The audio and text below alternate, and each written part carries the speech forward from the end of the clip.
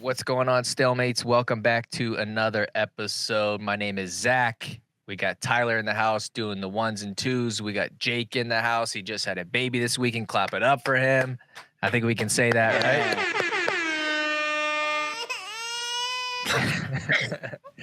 And we also have Corby in the building. How you fellas doing? Jake, congratulations, by the way. Thank you. Thank you very much. It's been a eventful weekend. I tried to follow wrestling as much as I could. No promises on everything, but I think I was probably texting the group chat too much while my wife was in labor. So hopefully me and her are okay there. Yeah, guys, we have it rough when it comes to childbirth. It's tough for us. Corby, how you doing? I know you got all the tabs up watching all the wrestling over the weekend. Did you have a good weekend? Yeah, I had a great weekend. I know we're going to talk MVPs later, but might be Jake's wife. It might have been like maybe 1:45 in the morning, and I text him, "Hey, any luck yet? Any pushing?" He texts back, "No pushing." Literally 26 minutes later, I have the text to prove it. He sends a picture of his baby boy on his wife's chest. I scroll back, looked at my phone. I'm like, wait a minute, 26 minutes ago, there was no pushing. So this kid, she's a champ. Came out, Crazy. 20 some minutes. She wasn't pushing. Next thing you know, kid's on her chest. She's my MVP of the weekend. I'm going to pick a wrestler later, but for now I'm going with her, man. She wins the weekend.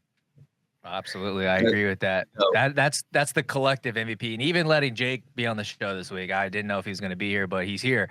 Since he's here, let's go ahead and talk wrestling. Corby, you went out to North Carolina and you got to witness what I thought was a pretty badass dual meet. The production was amazing. I've never seen anything like that. I know there's some hiccups with the weather, but what did you think of the whole UFC experience with Campbell and Michigan and North Carolina? Man, I'm so glad I went. Unbelievable. You can't explain it. Like walking into a hangar, planes, they had Hummers and planes and helicopters and big guns mounted on top of pickup trucks and tons of guns. It was just unbelievable setup, the what they had in there, and then the elevator wrestling mat right in the middle.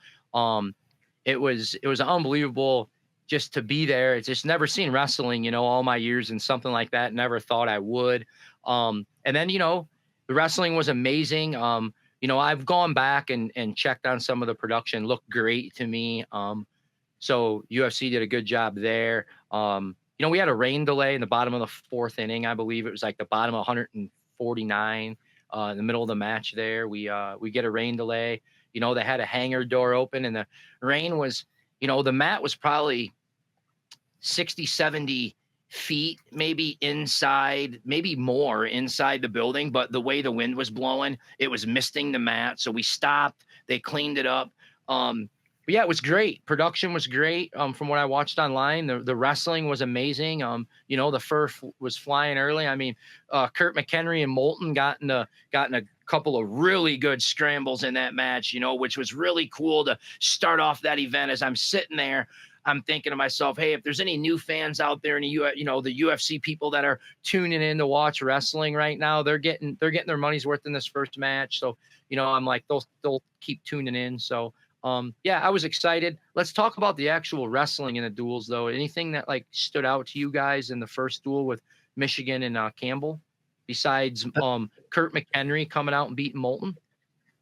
The thing that I took away from it was just when you have a dual meet like that where it is kind of center stage and, it was a Friday night. I know that we're going to get into the disaster that was Ohio State and Virginia Tech, but before that, I was able to watch the Michigan Campbell duel. And when you get into a dual meet where you have that kind of environment that the UFC provided with the fans, and it was promoted better than any dual meet probably this entire year. I don't think there's going to be another dual meet promoted to this level that the UFC can actually do. You're going to get some interesting things happening. And the first two matches, the McHenry match with the 25-pounder Morton, right? Yeah, Moulton, yeah. That came down to Moulton. Then that came down to the last second, right? And then the second one was Zacconi. at 33. That was another one. He Yeah. comes off right away and takes him down, and it was a tighter match than I think people would have expected. And I think some of that environment had to do with that. Wouldn't you say? Oh yeah, for sure, 100%. I mean, Dom Zaccone, he was pumped up, man. Illinois kid, right? Two Illinois kids going at it. Yeah, he's got a tank on him, right? And that's what Ragason's normally known for, right? Is a guy with that tank. And then there in the third, right, you get Zaccone with a couple, gets his underhook going and gets a couple takedowns, and then looks like he's coming back, and then Ragason, puts a nail in the coffin there. But yeah, that was a great match. It was a really cool setup. I like I said, I'm glad I went. I'm thinking they'll, from what I'm hearing, they want to do more of it. They tweeted out something afterwards that, NCAA coaches, be by your phone. So sounds like they want to do more of it. And we'll see where it can go from here. And it was an exciting event, and I'm glad I went. And hopefully the next one you get to go to, Zach. Yeah, I wish I could have went, but it looked great on TV. It looked really good. I was kind of skeptical. They had John Morgan as one of the commentators, and I know that he's like an MMA guy and doesn't really know a whole lot of wrestling. And I told him, I was like, you guys might get roasted for this because, us wrestling people, we want to hear people who are familiar with the sport.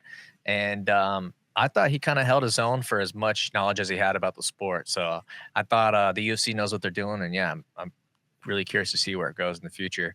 All right, let's talk about this disaster that was Ohio State versus Virginia Tech. So I'm going to walk the fans through what's going on. We started betting on Circus Sports. You guys should go check out Circus Sports. If you're in Iowa, I think Iowa and Vegas. If you're not, you're kind of up creek without a paddle, right? Maybe that's good. If you're us, right? Maybe it's good if you don't have access to bet. Corby and Jake, when they talk about picks, sometimes they act like it's a done deal. They act like it's just simple math. You just add it up and that's it, man. They're acting like they are the only ones with this calculator that works. And the rest of us are like checking math with paper. So I start sending out texts to people because I got people texting me sometimes like, what's the play this weekend? Like, what do you bet and this and that. So I start sending off arrows like mortar lock after mortar lock after mortar lock, telling people like like I'm in the Matrix or something. And then the dual meet happens, and Sammy Sasso gets beat first. It was like we didn't even really get to have a whole lot of fun throughout the thing because it was like punch right away in the mouth. There's some people saying that if this dual meet started at 57 or 65 or 74 or literally any other weight other than 149, that Sammy Sasso would have maybe won that, because if you look at the match, he was, he looked to seem to be pretty gassed throughout the match at the end, at least. Jake, what's your opinion on that? Do you think it would have mattered? Do you think Caleb Henson's the real deal? What did you think of beginning that duel with such a gut punch to what we were betting on? If you're a Virginia Tech fan, I'm sure you're super happy, but we were riding Ohio State pretty hard. Yeah, obviously me and Corby were pretty high on Ohio State, unfortunately. I felt the same way as him. And, I sent out a few texts too about riding Ohio State there. But, I think Sasso obviously, I think he cuts a lot of weight. I think early in the season, he's probably not in best form. I think he's going to get better. But at the same time, I think Caleb Henson is just really good too. I mean, he had a great open early in the year. He obviously beat Sammy Sasso. And, I think what surprised me the most was how he beat Sasso kind of at his own game. He kept hitting head inside shots and eventually he finished. I was super impressed with Henson. I think he's only going to get better as the year goes on. He's probably going to take a loss here or there, but, Sasso, I don't know. Like me and Corby kind of talked about, just early in the season, maybe not at his best form yet. I was very disappointed in Sasso. I'll say that. Corby, do you have anything you want to add to that? What was your explanation there for the, some people I'm sure you had to answer to? What do you think of the Sasso Henson match?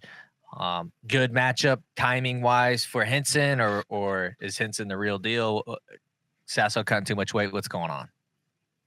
I think Henson's definitely going to be the real deal, but I think it was a mix of, right, like Sasso early year, maybe weight cut, freshman coming in, overlooking him a little bit, not on his toes, ready to go. Number two, got a freshman coming in to his home gym, probably just not up and ready to go as much as he needed to be. Nothing against Henson. I think he's going to be really good, obviously, but man, Sasso just, that started off not so well for us. And then I'm like, oh, we got a chance. And then, we'll get to it later at the end, but the old dog kind of Sasso a little bit, the veteran of the team lets us down early, and then the young bucks kind of trip up at the end there. And, it's just weird, right?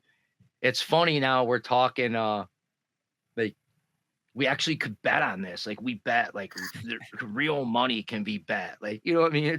It's just wild that now, like, where now it's like, I'm a huge Sammy Sasso fan, right? I love Sammy Sasso, but like he lost a match this weekend that, cost us some shekels, and now it's like, man, Sammy, I love you. But when I see you, man, I'm going to be like, Sammy, what the hell happened in the Vatek duel? You know what I mean? And, you cost us some shekels there. You know what I'm saying? So it's just kind of funny now, right? It's just a whole different dynamic, right? Where like, we're wrestling people, right? So in the football and basketball side of things, they could always bet, right? So now they're, oh man, freaking point guard, how did he miss that freaking layup at the end? We didn't cover, right? Well, now we get to, in our minds, we're there, right? It's like, oh wow, now as wrestlers, and wrestling people and fans, right? It's like, it's just different, right? It's and I don't even, they're probably not even aware of it yet. You know what I'm saying? So that's an interesting aspect of it too, to where, they're probably like a lot of these wrestlers they have no idea that, they could, that you could probably bet on their duels, right? Where basketball and football players, they're very well aware that people are out there betting on their games. You know what I mean? Where in wrestling, it's not too, yet, right? It's not getting there yet because, wrestling's Iowa's wrestling, and Circa's got a line, and you can only really play it in the state of Iowa. You know what that tells me? You farmers out there are just willing to spend your money on anything. Yeah, well, I mean, it's pretty cheap to live out here. So a lot of us are, we got a little bit to sit on to gamble on the weekends. One thing that I thought about was the reason why I love gambling on wrestling so much, not just because I love wrestling and I love gambling, but in wrestling, you are always trained to like score as many points as possible, beat the guy as bad as you can. Where like in basketball and football, sometimes a team will get up by a lot, and then like out of respect for their opponent, they might get a breakaway run, but then they might slide at the end to kind of not run up the score against their opponent. Or in basketball, like if your team's winning by a lot, you're not supposed to go and like dunk it. You know what I mean? Like there's certain like faux pas in those sports when you're up by a lot. Well, in gambling, us gamblers are sitting at home like, I need you to cover. So when I'm watching Iowa versus Cal Baptist and they're up by 35, I want them to be up by 40 because that was the line, it was 35, right? So when Iowa was just slaughtering them, other sports would be like, let's maybe let the other team win one, or hey, don't get a major decision. Not in wrestling. Wrestling, they want you to go out there and tech fall the guy. They don't care if it's the 57-pounder jumping up to 74 because that's what happened. But that's what makes it so exciting, and that makes you really, every match matters, and it makes wrestling that much more fun, or it can make it miserable. Like we had a pretty miserable Friday night, but at 157, Patty Gallagher went in there, and I think that we thought he would, at least me, I thought that he was going to absolutely run the table against this Clayton Ulray. After we got the news that Andonian was going to be out, I was like, oh, I'm in on this bet. Like, that's when I really started being like, oh, like we're going to be raking in the money tonight. I don't know what happened, but that match was a lot closer than some people would think. I know Patty got a reversal and like a reversal to some back points at the end of the first or second, but that match was closer than this 14-8 looks, right? Yeah, and you know what the funny thing is we dug. was looking around and saw the probables, and then I saw no Andonian, and the line was 9. So I'm like, jump it. We got to get in. We got to get in. So we bet it at 9, and literally 5 minutes later, it went up to 12. So I don't know if they must have got a hold of the probables as well. So we got it at 9. It went up to 12, and we still didn't cover at 9. And you know what's interesting about wrestling too? In football and basketball, if the quarterback's out or the running back's out or the receiver's out or the guard, like before the game, you usually hear, hey, they're out. We don't play that game in wrestling. Like, you don't know who's going to go out until they ref blows the whistle, right? So as far as betting goes, it's very difficult, right? Because you don't know, like you don't know who's going to go out. It's a combat sport, one-on-one, and you don't know until they toe the line, right? So that's what makes it hard to bet too, and it's going to make me probably just stop betting it, to be honest with you, early in the year, because listen, early in the year, because we are not certain of the lineups we're going to see. Let's say 6 weeks in, we kind of got the flow. We know what's going on. We know early on, we don't know a lot. And even if you're in the know per se, you still don't know a lot. They don't like to give out a lot of information, right? Which, hey, man, I understand that, and as they shouldn't. So, we usually don't know until the probables hit, and that still doesn't mean anything. You know what I mean? Iowa only listed 12 guys or 13 guys. Well, you can travel 15. So they're going to have a couple more guys going this weekend that is on that list, because that's just, they're going to travel as many as the rule allows them to, I would imagine. So we'll see. Anyway, let's get back to this duel. Karchula, Brady, what'd you think of that match? Did Brady show you guys anything in that 3-1? I don't think Brady showed me anything more than I think what he just is. I think he's a solid kid who wrestles hard, but doesn't have a ton of offense, but also has a lot of good defense. And Karchula kind of has been somewhat disappointing, I think, the last couple of years with lack of offense and lack of scoring. Obviously not saying he's not elite, but I remember watching him at Fargo. He had a lot of great leg attacks. He kind of dominated guys. And I mean, I know he's had some really good freestyle wins. Maybe it's a freestyle folk style thing. Maybe it's an injury thing. But his lack of leg attacks kind of worries me with him moving forward, especially in an extremely tough 165-pound weight class. At 174, we had Mekhi Lewis and Ethan Smith. That match to me kind of went exactly how I thought it was going to go. Pretty low scoring, not a ton of offense on really either side. Did you guys have anything you wanted to add on that 174-pound match? Were you guys surprised at all? No? All right, we'll move it right along. Caleb Romero, though. Shout out to Caleb Romero. He actually did his job against Hunter Bullen. We needed him to win if we were going to have any sort of chance at that point in the duel meet, and he came off right away with a takedown, I think, in like the first 30 seconds. So I was thinking, okay, here we go. This is why we gamble. We're turning this ship around. At least he did what he was supposed to do. I want to give him a little bit of flowers. So clap it up for Caleb Romero for at least trying for us, right? So I'm happy for that. 97, though, Gavin Hoffman got the win. Orendorff, I would like to talk about that match a little bit. I was kind of worried about Orendorff. Not gonna lie, I've never been the biggest Orendorff guy. I've never been really high on the Orendorff train. But he did what he had to do against Katka, and 3-1. Was that surprising to you guys? Not to me. The big man scramble at the end, I liked. Yeah, that was fun. Yeah, it was exciting. 25, Malik Heinzelman defeats Eddie Ventresca. Corby, I feel like you have been pretty high in this Ventresca kid. You said that he was pretty good on top.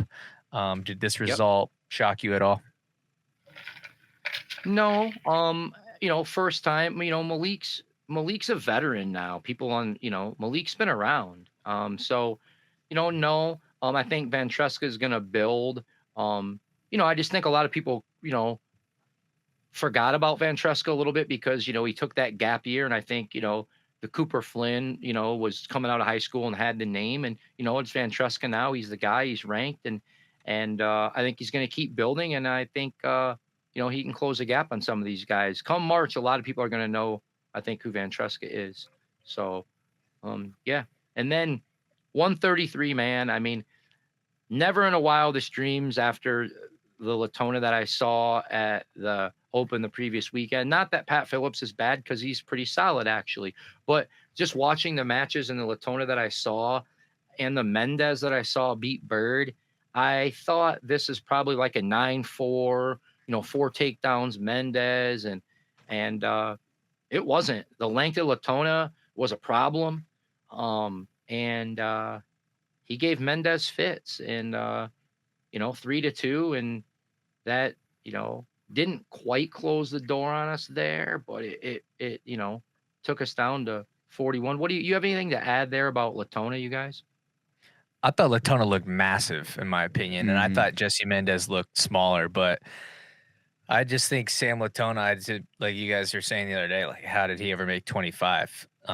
So I don't know. Whenever I saw him toe the line, I did not think this was gonna go our favor at that point.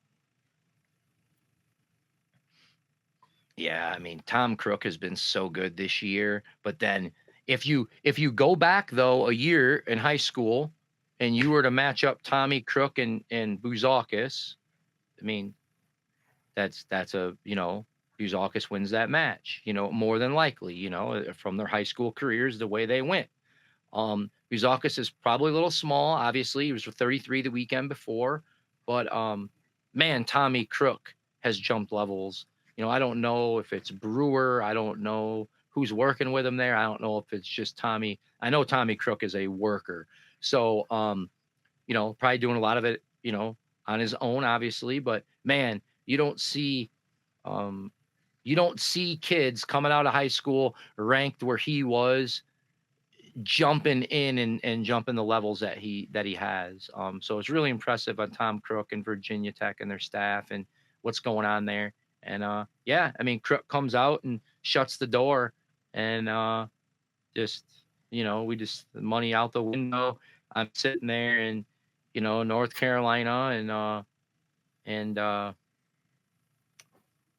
you guys say it's over with. I'm sitting there watching this UFC event, thinking, wow, man, I'm gonna probably get locked out when I get home. No, I'm just kidding. But yeah, everything. We learned a little lesson there this weekend, didn't we? I hope. Yeah. Oh yeah. I think there's been lessons learned this whole season when it comes to betting the line. Oh yeah. People have been saying that sports books don't want to pick up wrestling lines because it's just too predictable. But so far this season, it's been the most volatile betting I've ever seen. I've been scared to partake at all. Yeah, it's been pretty brutal. I don't know. Shout out to the guy who's doing the lines for them. Shout out to Circus. He needs Sports. a raise. They're killing it. All right. We'll move it right along here. Lock Haven and Penn State. Penn State is cursed at 125. It's the only match that they lost. Gary Steen, I know that he was a kid that's originally supposed to go to Pitt. There was that whole drama behind him. He ended up at Penn State. Robbie Howard is out for the year. Tough for Penn State. Are we sad for Penn State? No. I mean, yeah. For him. Sad for Gary Steen. I know he's a good kid. I know he works hard. I know Penn State is a great place to be, but I mean, if they have one weight where they struggle and that's it, like they're still doing okay. They've got great coaches. They've got great kids. I thought, Shane Van Ness and Facundo are incoming kids who looked awesome in that duel. Bartlett does Bartlett things and doesn't blow the doors off, but he's going to do great things at 141. I have a hard time feeling bad for Penn State, but they've proven that they get guys ready for the end of the year. So maybe Steen wasn't ready for that that start out, but I think he'll be a lot better by the end of the year. I know that. Yeah, I think that's pretty much all there really is to that duel. It's not too close of a duel. Oklahoma State, though, they went and they wrestled against Lehigh and Bucknell over the weekend. Another bet that I lost, I took Lehigh. I thought that they were going to cover +2. They got kind of blown out, it seems. 25-6, Oklahoma State wins. But there are some good things to look at here. Michael Beard wins for Lehigh, right? Trevor Master Giovanni, Dayton Fix, Carter Young, Victor Voinovich. They all win for Oklahoma State. let's talk about the Voinovich match. It seemed to be kind of the most exciting match of the weekend, it seems, in most people's opinion. 15-13 in overtime. Did you guys actually get to go watch it? I have not seen that match yet. And hey, and just so I want to go back real quick. And when I say I feel sorry for him, I meant I feel sorry for Robbie Howard. Yep. Just, I mean, the kid just awesome talent, just injury after injury. I feel sorry for him. I hope he gets back and he's healthy because he's a great kid from a good family, and I hate to see that. But anyway, yeah, Oklahoma State Lehigh. I did watch that duel. Manzona Bryant comes out, goes up quick 6-0 on Voinovich. Battle back all the way back. Voinovich comes back. Freaking Manzona can barely stand up at the end of that match, and Voinovich wins it like 15-13, I believe. He ends up tying it right there at the end, and they force overtime, and he gets a takedown.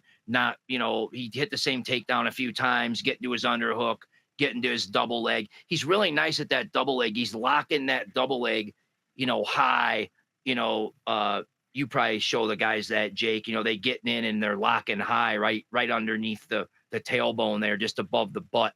And so the guy can't, sprawl back. And he was doing a really good job. And he's going to be a kid that has a gas tank as the year goes on. He's going to get a lot better. He's a very, very good leg rider. He's going to get, better on top.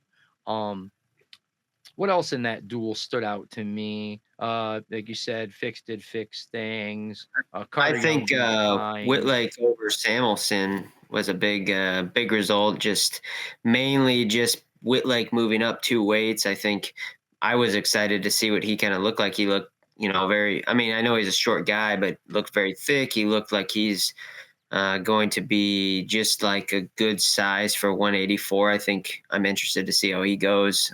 Samuelson, that's a good win for him.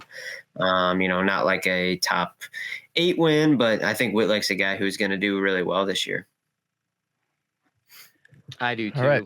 And then Oklahoma State goes and wrestles Bucknell, and there was an upset there where Darren Miller knocked off Carter Young. Just want to give, Bucknell, Darren Miller a shout out. Wrestled well. Up a weight, was a 33-pounder. He's made, a tournament before, I believe. He was a couple-time PA placer. Tough kid. So yeah. And then that was, I believe, they only lost 2 matches in that duel. It was 30-6. So all right, yeah, go ahead, Zach. I just wanted to say that real quick. Yeah, absolutely. Lehigh also traveled to Norman, Oklahoma, where they wrestled against the Sooners. Connor McGonigal beat Wyatt Henson, the 33-pounder, not the 25-pounder.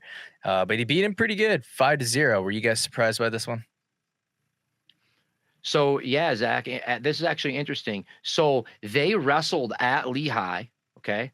Then they got in the bus and drove over to Liberty High School and participated in that event. Norman, they actually just drove 10 minutes down the road. They dueled. I watched the duel. It got done, and literally 55 minutes later, they were at a different location and wrestled another duel against Oklahoma. They drove over to Liberty and wrestled. I was wondering what happened because when they wrestled against Oklahoma State, it was on a different mat. And so I'm thinking like maybe there's multiple mats in different gyms. I didn't realize they were actually in separate locations. That's kind of crazy that they allow that to happen. So this happens not often. I would say a few times a year. You'll see teams maybe come out in New York City and they may duel a Columbus and then drive down and duel a Princeton at 7. And so when something like that happens, they take the weigh-in. So here's what, like, if let's say that does happen, if you're the team not wrestling, you get to weigh in at the same time as they do. So you actually weigh in at the same time. So that's kind of interesting. I don't think people know that a lot. That's what happens in them double duel situations. So yeah, just kind of interesting. I don't think a lot of people realize it. Yeah, they just got in the bus, drove 10 minutes over, and literally got off, warmed up, and then wrestled another duel. So it's kind of cool of them coming into town and utilizing, and getting as many matches as they can, as well as Oklahoma State, right? They got in the car and drove over. They went 2.5, 3 hours out to Bucknell and wrestled that night, right? That's what they did. So, yeah, so they both did that. So pretty interesting. All right. Let's move on to the drama of the weekend. I know that this is a stalemate show, and sometimes we talk about that kind of things, but this particular show, we normally talk about just the results, but I think there was some, what would be the word? Some feathers being ruffled between Noto and Coach Pop there. The Lockhaven NC State duel really wasn't that close. There's not a whole lot of results to go off of, but the Noto match, he wins an overtime, I believe. He transferred out from NC State. Apparently, it might not have been the smoothest transition. I don't really know what happened. I would like to hear your take on it, Corby. I feel like you'd probably be closer to the situation than the rest of us, maybe. Yeah, I mean, here you go. I don't think, obviously Noto's a New York kid. Noto goes to NC State. He leaves NC State for Lockhaven. They had Camacho, who's hurt now, but they had some room battles back and forth, I would think. And he transferred out. Maybe a little bit of bad blood. Not horrible, but maybe a little bit. And so if anybody is around PA area or they are Lockhaven fans or they have paid attention in the past, that's this one thing that Scott Moore likes to do is he likes to clap. When his guys win or a big win, he gives, hey, let's go, a real big clap, right? So what I saw, which I saw him turn around, towards Pop, maybe 5, 6, 8 feet away. And, because the benches were both on the same side in an event like that, which normally they're not. So benches are on the same side, only separated by like a scores table, let's say, right?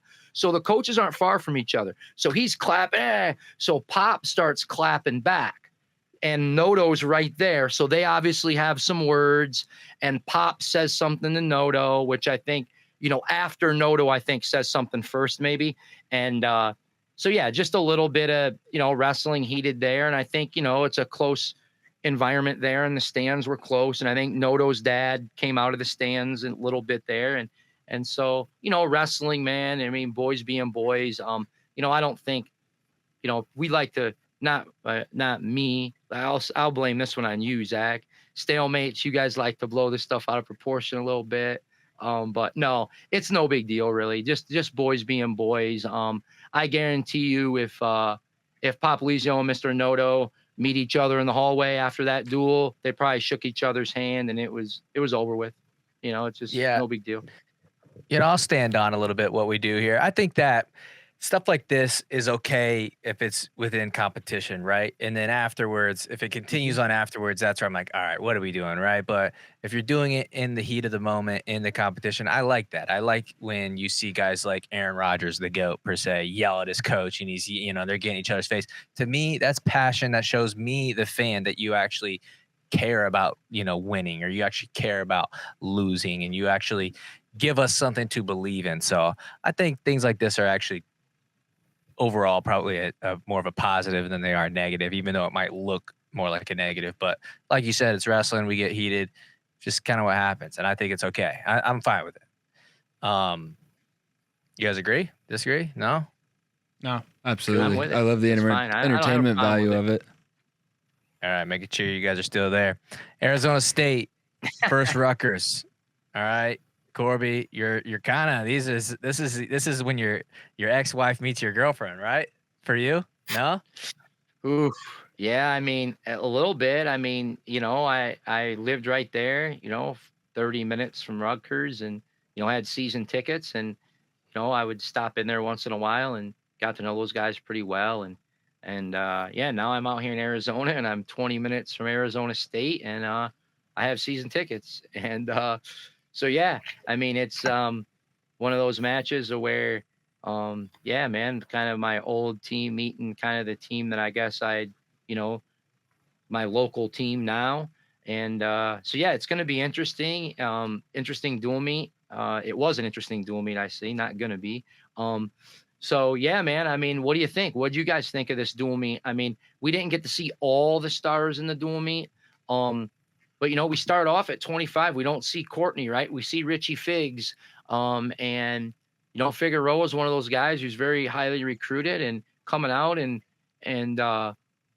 people are, hey, what's he gonna be like, right? What's he gonna be like? We didn't see a lot of him, and now we see him in a big match against a big time kid, and he pulls out the win, and good for him, and that impressed me for him. What'd you think, Jake? Yeah, I think a match I don't know if I was surprised by it, but an exciting match was Alvarez versus Vasquez. I know it ended in a somewhat heated danger call with a takedown and some back points. I know, looking at some video, obviously Zeke was pretty fired up about that match, but that one, like I said, maybe not surprising, but was an awesome match. And then I also want to give a big shout out to my boy Boone McDermott for Rutgers. He's an Iowa kid who has left the state, and like I've told you guys a few times, not many Iowa kids leave the state and have success, but he's doing his best out at Rutgers, and he got a big pin in this duel. I know it probably clinched the duel for them, but I know Corby's ready for this Saldano talk, because we've kind of talked about him before, but man, he's super impressive. I'll kind of let you just roll with this one, Corby. Yeah, man, High Point kid, probably 25 minutes from me and where I was at in New Jersey, and a kid that, I got my eyes on a lot growing up, and when he was growing up, and, it's not the most conventional way. And, one of those kids that, his whole life told it's not going to work. It's not going to work. And it'll never work at that level. And it'll never work at that level. And, I think he heard it, the same thing growing up, going into college. It won't work. It won't work. And, here he is, true freshman, wrestling a ranked kid, and who, has been respectable, and he gets on top and turn. Good luck. 84 pounders. Just beware. You look at him, he doesn't look that big. You see how he's doing it, and he doesn't look, like, wow, how is he turning guys like that? Well, he does it, and he's been doing it, and it looks like he's going to continue to do it. And I'm here for it. And it's gonna the wrestling world's gonna love this kid. The more you get your eyes on him, the more you're gonna love him. And be ready, right? He also he'll go to his back. He'll go Dylan Ness Gator Bacon on you. He'll pull himself to his back. He's very funky. He's different, and he's exciting for the sport. And so Rutgers has got a good one. And listen, John Poznansky, was an All-American, and then, he came back last year, not a very good year. And he's redshirting, for a reason. Saldano's pretty damn good. So we'll see. I'm excited for him in the future. And he was on our freshman pick. And so Boone, I'm with you on Boone. Boone was little. Love Boone. When I get in the room up there, he's just a big teddy bear. He's a great kid, funny, great personality. So yeah, man, Boone's put on about 35 pounds as well. So he's up to like 255, 260. So he can wrestle with these big boys now, and he's still able to move. So I'm excited for Boone. What else, Zach? What do you got going on now? What do you want to jump to? Any other dual meets you want to talk about from this weekend that you can think of? Yeah, let's wrap up with this Cal Baptist tour. They came to Ames on Saturday night. Tyler and I got to go. It was a late duel. It was 8 o'clock. I like that. I wish it was a Friday or a Sunday rather than a Saturday night, because your boy likes to have some fun. But we had fun, and then we came home and watched the UFC. But I thought, I watched both duels. Went to the Iowa State one, the Iowa one I was betting on, so I watched them both very closely. I was going to do a video kind of breaking down the differences and the results between Iowa State and Iowa, and just trying to see who's got the edge at this point. We're 2 weeks out from that December 4th that we keep hyping up. So I'm kind of looking at the results to see, maybe where we have the edge and maybe where they have the edge. And I kind of took away two things. I think one, Iowa State has a little bit of a weight issue at the at the lower weights, right? I don't know exactly if Tarakina is on that train, but I think Redding for sure. And Dresser even talked about it in the post meet, was kind of talked about Redding and the weight that's going on. I know he was 41 last year. He's back down to 33. He's been 33 in the past. But I don't know. I think if he wants to go to Iowa City and beat a Brody Teske or beat Shriver, whoever it ends up being, or just any quality opponent, he's going to have to figure out this weight thing.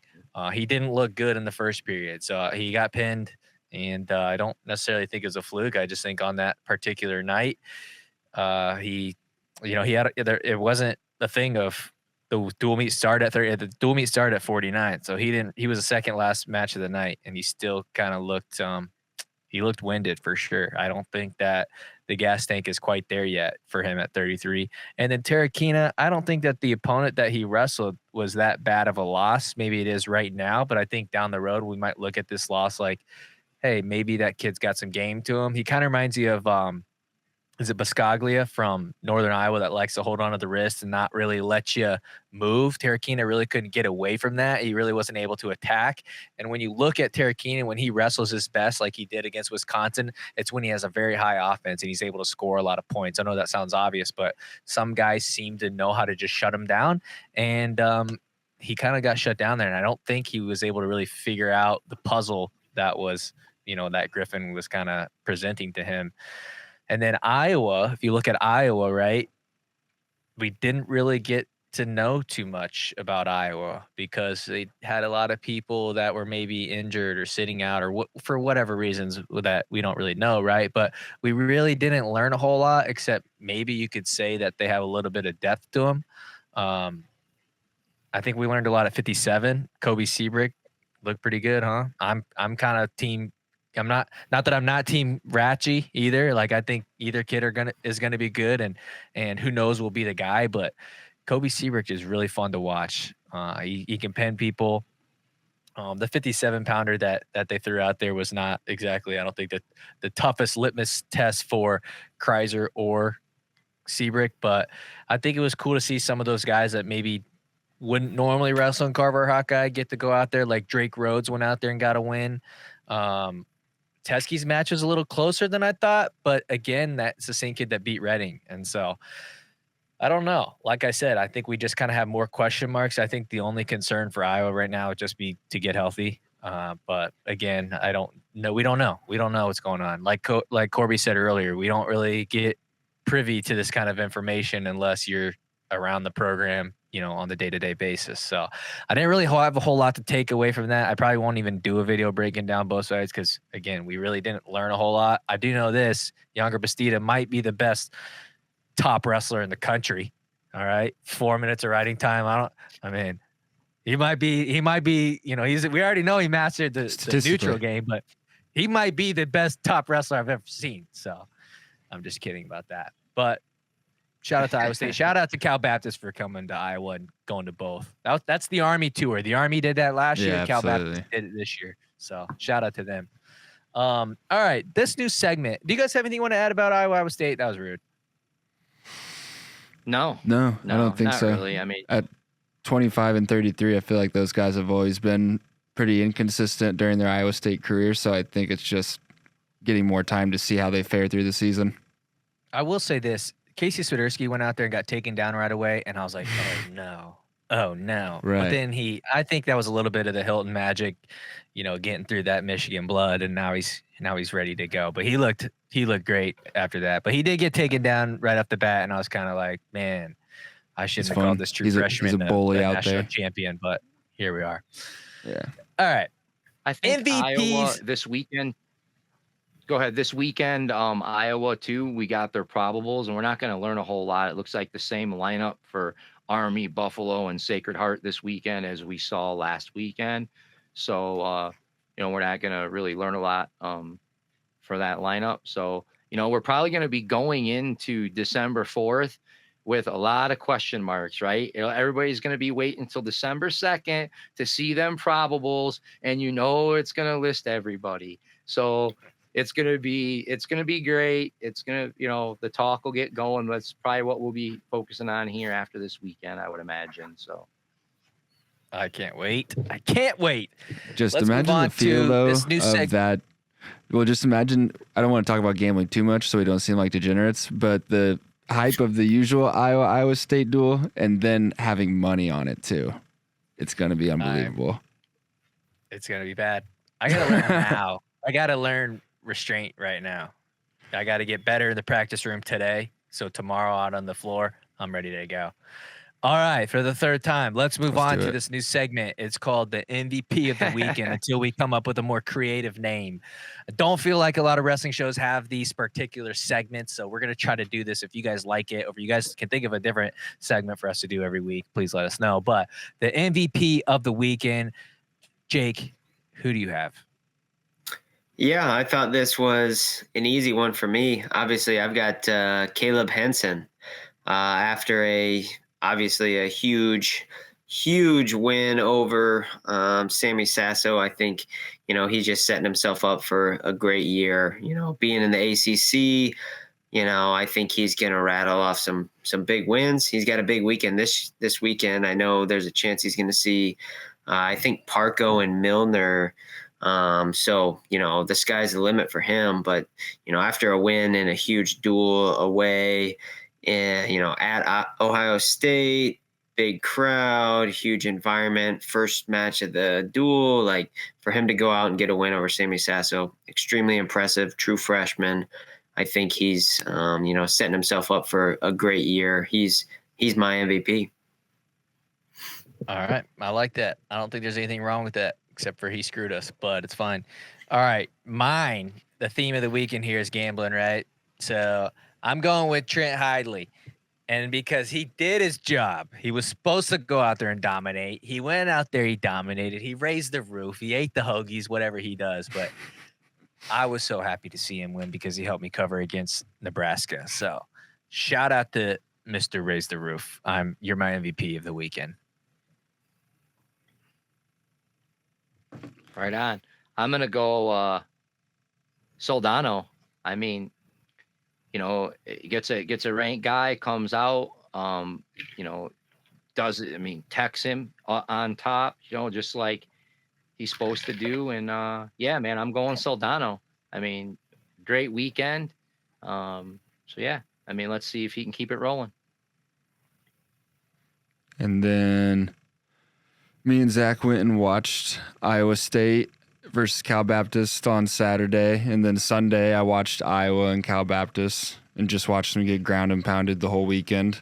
But then there was one highlight out of both duels, and that was Elijah Griffin. And, yeah, I like what he brings. I like he had energy after his big win against Terrakina. And he seems like a gamer, so he's going to be my MVP for the weekend. He did have a little bit of spunk to him. I think he got some booze even out of the Hawkeyes, which is pretty cool. He was really pumped after that win, though. He threw a pretty hard club in there, right? That's what it was. That's where the booze came in. I mean, I respect it out of the sense of not even the Hawkeye thing, but like if you go to Carver Hawkeye Arena, like you either want to silence the crowd or get booze. You know what I mean? Yeah. You don't want the crowd cheering against you, so I gotta give him some flowers a little bit. I think that's okay. But yeah, I'm not condoning the whole. That's not how you should get the booze, by hitting the guy like that. I'm not saying that's cool, but it is. That would be my goal if I wrestled there, which I never will. But if I wrestled there, I'd want them to either boo me or be silent. Yeah. Well, he grew up an Oklahoma kid.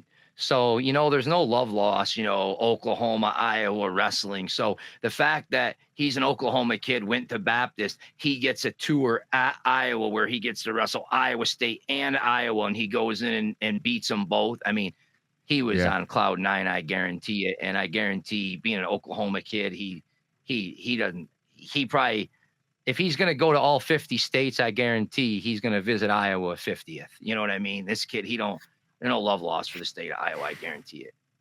Is that how it is outside of this state, huh? People, you're either with us or you're against us. It's Iowa versus everybody, I feel like. Well, it's wrestling, right? So this kid grew up probably more than likely going to many Oklahoma State dual meets, right? And Oklahoma State, Iowa, it's just the way it is, right? It's, there's no love lost. They just don't really they love to compete against each other, but they really don't like each other. So he probably's got, he was probably really pumped up to go in there and do his thing. And so, yeah, good for him, man. And let's talk about this coming weekend. Absolutely. I am pumped for this Thursday. Was it Friday or Thursday? When's the Missouri Arizona State duel? Let's talk about that. Thursday night. I'll be going to that. Maybe 20 minutes down the road from me. Can't wait. They're actually having it in Mullet Arena, which is the where the NHL hockey team is plays. So which is on campus there. So they're gonna be moving it there off of Desert Financial, where they typically have their duels. So I would anticipate they expect a bigger crowd, is why they moved it there. So that'll be exciting. And yeah, I don't know. We have not yet seen Courtney. We saw, Richie Figueroa wrestle pretty good over the weekend. I don't know if we see Courtney. He was in the poster they put out. Doesn't mean anything. And then we haven't seen 97 yet. We haven't seen Norfleet yet. And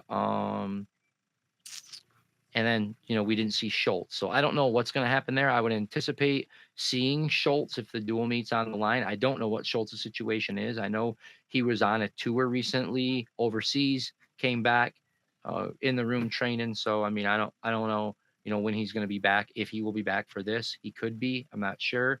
But what do you like in this duel? Is there anything that stands out to you? Well, I think if go ahead, Jake. All right, go ahead, Zach. Well, I don't want to get too far ahead of our little segments that we're going on, but 49 to me is my most interesting matchup between Kyle Parko and Brock Mahler. I'm interested to hear your guys' takes on this, because I think this is probably the marquee matchup if those people don't go, right? I mean, all signs are pointing that Parko's going and Brock Mahler are going, I believe. Correct, Corby? Yeah, I mean, I don't see any reason why we don't see that match. Missouri's pretty much wrestled their guys. We saw Parko. I think we see him. I mean, if we don't, I'd be shocked. They've got a big team coming in here, and I would anticipate them. If everybody is healthy, they'll be going. Yeah, give me Mahler. I think in that matchup, I think it's maybe a not super exciting matchup. I know Mahler beat DeMoss in a close one, and I think it's going to be a very similar matchup where you're talking a ride out or a one takedown match there. Something I'm interested to see is if Alan Hart wrestles. I think he may have gotten a little banged up over the weekend. I think 141 is him and Jesse Vasquez. I think that's an interesting matchup if they do go. And then, another match I'm excited to see is Kyle Valencia versus Peyton Mako. I think that's, a matchup of two extremely talented kids. I think Valencia, kind of has to, come in the footsteps of his brothers. But Mako's a game opponent. I know he just took a loss, actually, but that's going to be a really tight match. I think that's one of the ones I'm most excited for, actually. Just we don't know much about Valencia. We know quite a bit about Mako, and we'll see if Valencia's kind of a top 12 guy or if maybe he's a top 16 or top 20 guy. I'm excited to see. I think another match too for me is at 197. The Big 12 at 197 to me is like one of my favorite things about college wrestling these days. And Cordell Norfleet, if he goes, like Corby says. Corby, are you frozen? No, you're still there? Nope, he's good. Okay, you look frozen. I don't know. Are you playing a trick on me? You just No, He's just hanging out. All right. I was practicing. When I used to be one of those guys in Times Square. They just. I was like, street artist. It's like, I can't do this seriously. All right. But no, 197 I think will be fun if Norfleet goes. Rocky Elam too. We're saying he was banged up last year. I don't know if those are excuses for him losing to Younger like he did, but I want to see kind of where 197 shakes out. So I'm excited for 197 as well. Yeah, me too. I think Elam's a guy who has extreme upside. I think he's a guy who can be a top 2 or 3 guy, but like you said, like he had a bad year last year. Who knows? Maybe he's a 8th place finisher there. I mean, same with Norfleet. I think if he wrestles, he's a guy who has all the skills, but who knows if he's going to put it together or not. That's a super interesting match. All right, let's move right along. Yeah, I think- Cornell, Wisconsin, right? You want to keep going or what? Yeah, Cornell, Wisconsin. Yeah, let's go. Cornell, Wisconsin. What do you think about that duel? Yeah, I didn't even see this thing on the email that we get every week, so I didn't add it. So I'm gonna let Jake take the reins here. Yeah, I mean, before we get going too crazy, I think the match I'm most excited for is Yanni and Gomez. Obviously, Gomez coming off a loss, but he also just wrestled for Mexico for I think one of their team trial type events. So I think he's gonna probably be wrestling 65 kgs for Mexico here in the future. So I know he won that tournament, but him coming off a loss to Panero Johnson, and then I don't think him and Yanni have ever wrestled, to my knowledge, at least in folk style. Maybe I'm way off, and Corby will tell me I'm wrong, but I think it's just like a style matchup of a guy who wants to go over body and Yanni who wants to stay down on the legs. So, that's a match I'm extremely excited for. I know, we got a battle of the red teams, and I think, we got a couple Wisconsin who needs to have a good duel, and then we got a team like Cornell with a lot of kids who, maybe are new and haven't seen the lineup a ton. So I'm super excited to kind of just see where both teams are, with Cornell coming in strong and Wisconsin coming off a loss. Yeah, man. On this dual meet, I one match I'm really excited for is Zargo and Cornella. We saw what Cornella did over the summer, and over the weekend he wrestled and he majored Cotterhant, and Cotterhant's tough, and so I think that's a match to look out for. And then I'm interested in Hamidi, Ramirez a little bit. I mean, last year, Shane Griffith goes into Cornell and Ramirez, knocks him off. So, Ramirez got him again. Let's see. And then, Rowley's been, looked pretty good there for Wisconsin as a true freshman. And now, Foca's like an octopus, right? I mean, so let's see what happens there. And then Cardenas Amos. I mean, we saw what Cardenas did at U23s.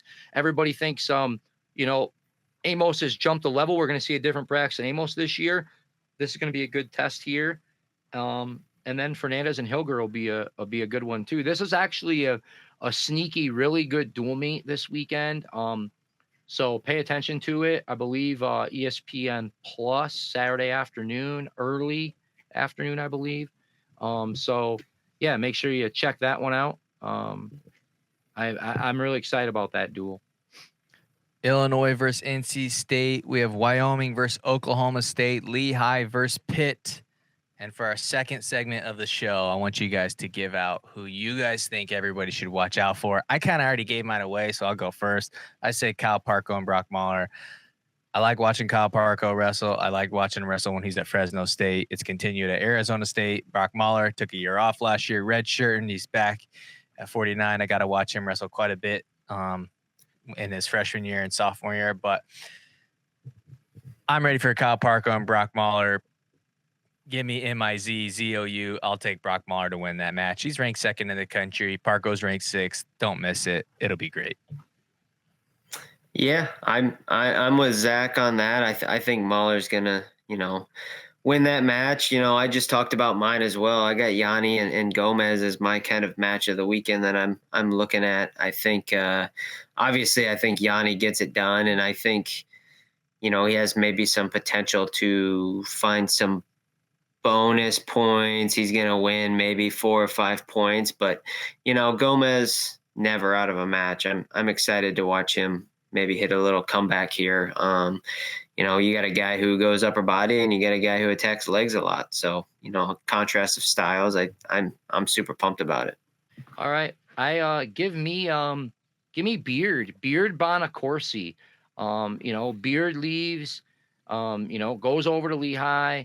We heard him and Dean had some room battles. So, I want to see where Beard's at. He's looked pretty good this year. And now, he's got a pretty good test against a solid Bonacorsi. And I think we're going to learn a lot here from this. And you mentioned Illinois, NC State. A match in that duel that could be, I'm not calling upset by anything, but it could be a fun, exciting match to watch. Could be Jack and Danny Pacino. Pacino 2 years ago beat D'Amelio in a dual meet. He's really funky, scrambly in a lot of positions. So that could just be a low key, hey, if you're watching that duel, don't be shocked if 41's not fireworks. And then mine was Kale Valencia and Peyton Mako. Pumped to see another Valencia in the college scene now. I know he's been a stud. And then Peyton Mako, like we said before, did drop that match to Edmund Ruth this past weekend. So I think having Kale Valencia right after that would be a good gauge of what exactly the loss from this past weekend does mean for him. And so that's my match to watch out for. All right. I like that because we're gonna be getting a guy coming in Valencia that's really athletic and quick and kind of similar to Ruth. So he's gonna cause a little bit of them same problems for Mako. So let's see if Mako can make the adjustments, or if just the quick slick guys are gonna be the type of guy that Mako is gonna have problems with. So we should get that answered here Thursday night as well. Anything else this week that jumps out at you guys that you want to highlight, or anything exciting? I guess I can go just real quick. I know one thing I'm excited for. You got the Keystone Classic. You've got some interesting weights. I think a couple that jump out to me. You got 133, Michael McGee. You got Kolioko, who's coming off some big wins. You got Latona, obviously coming off a big win. And then 149, you've got Milner, Parko, Caleb Hansen, Quinn Kinner, Doug Zapp. I mean, that's an extremely tough weight. And then, Makai Lewis, Michael O'Malley, Canigliero at 174. I think I'm hopefully that we get to see Cordell Norfleet potentially. And then, depending on what Arizona State does, if Schultz maybe wrestles, maybe we get to see some interesting stuff there. But yeah, I think that's a big tournament for me that I'm really excited for. I know we get some crazy matches there that I'm really excited about. Just another great weekend of wrestling on tap, and another good week last week to cap off. So if you guys have anything else left to say, if not, we will close it up. Corby, Jake, Tyler, anything left in the tank? We're going to get this money back. Nope. Don't worry, boys. We're going to get this money back. Corby might be done, but I think Jake and I and Tyler are going to keep riding this gravy train. We're going to get it back. That's the only way you lose is when you sell. So, all right. Shout out to Barbarian Apparel. I don't think we gave him the shout out at the beginning. So shout out to Barbarian Apparel. Tyler's got the Christmas sweater hitter on. Tis the season. It's snowing today. Thought I busted out. There we go. Yeah, we got snow here in Iowa. It's great. All right. See you guys next time.